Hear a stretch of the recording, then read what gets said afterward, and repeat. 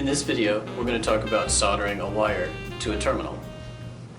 A lot like soldering to a board, soldering to the terminals on, say, this switch is about the same process.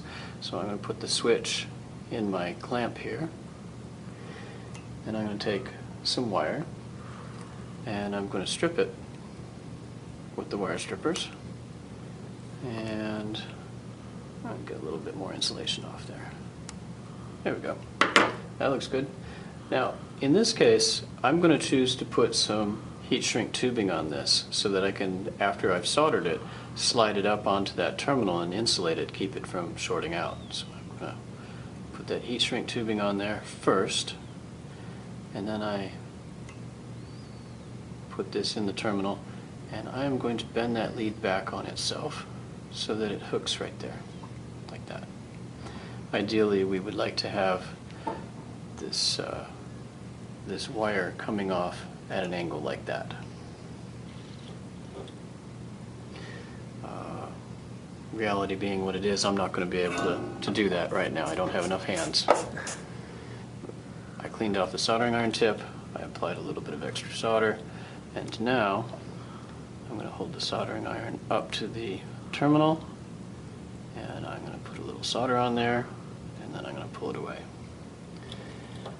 Don't know if you caught that, but very quickly the plastic of this switch was starting to melt, and I was starting to push that terminal away. This is an inexpensive switch, and being an inexpensive switch, it's made out of cheap materials that tend to melt like that. It's worth it to buy the more expensive switches that won't have that problem. After you've soldered it, then you can get the heat shrink on. Well, that heat shrink's not going to go, so I'm going to have to remelt this solder and adjust the angle of approach of that wire, like that. When you're soldering, make sure that you don't let the parts jiggle while the solder's cooling. That'll lead to a cold solder joint, and that makes nobody happy.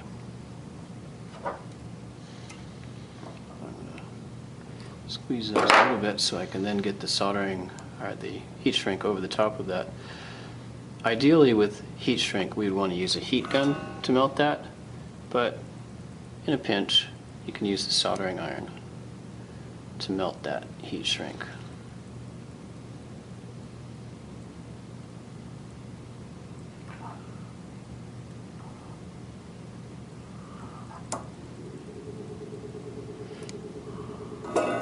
Go.